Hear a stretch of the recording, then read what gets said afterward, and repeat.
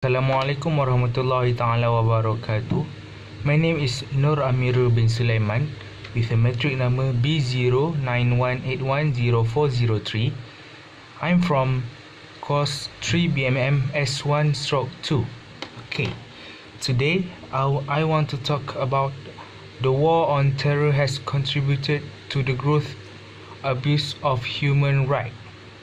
For you to know, the human cost of terrorism has been felt in virtually every corner of the globe.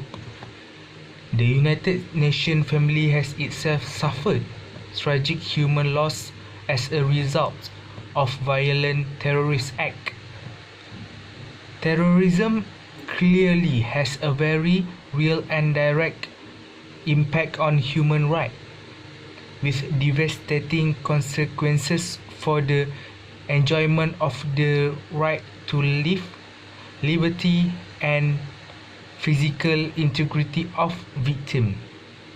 In addition to this individual cost, terrorism can destabilize government, undermine civil society, jeopardize peace and security, and threaten social and economic development. All of these also have a real impact on the enjoyment of human rights. Okay, for the first point for this title of this topic, which is the nature of human right. Okay, human rights are universal value and legal guarantees that protect individual and group against action and omission primarily by state agents that interfere with fundamental freedoms, entitlement, and human dignity. The full spectrum of human rights involves respect for and protection and fulfillment of civil, culture, economic, political, and social rights, as well as the right to development. Human rights are universal. In other words, they belong to inherently to all human beings and are interdependent and indivisible. Okay, for the next point is international human rights law. Okay, international human rights law is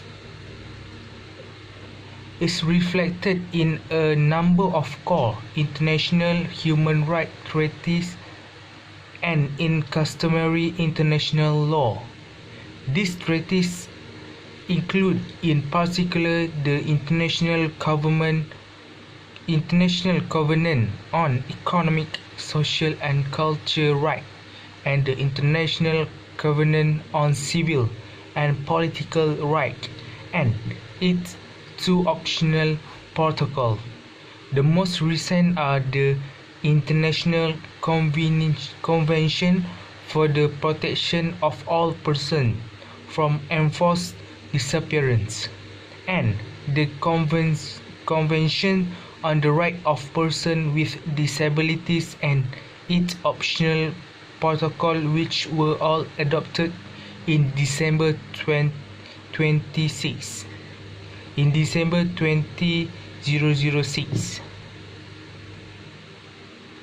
No, in December 2006. Yeah, there is growing body of subject-specific treaties and protocol, as well as various regional treaties on the protection of human rights and fundamental freedom. A state party may be found responsible for interference by private persons or entities in the enjoyment of human rights if it has failed to exercise due diligence in protecting against such act. For an example, under the International Covenant on Civil and Political Rights, state parties have an obligation to take positive measures to ensure that private persons or entities do do not inflict torture or cruel, inhuman or degrading treatment or punishment on others within their power. Last but not least, human rights law also places a responsibility on states to provide effective remedies in the event of violation. Okay, for the last point is the nature of states' obligation under international human rights law. Human rights law obligates states primarily to do certain things and prevent them from doing others. States have a duty to respect, protect and fulfill human rights. Respect for human rights primarily involves not interfering with their enjoyment. Protection is focused on taking positive steps to ensure that others do not interfere with the enjoyment of rights. The fulfillment of human rights requires states to adopt appropriate measures, including legislative, judicial, administrative or educative measures in order to fulfill their legal obligation. A state party may be found responsible for interference by private persons or entities in argument of human rights if it failed to exercise due to negligence in protecting against such act. Okay, for a conclusion, students be able to understand what the meaning behind the words of human rights and knew the impact of the war on human rights and the country.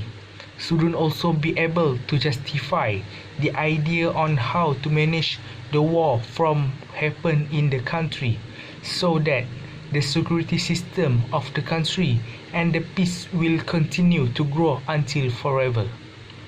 So that was my point about the topic of the war on terror has contributed to the growing abuse of human rights.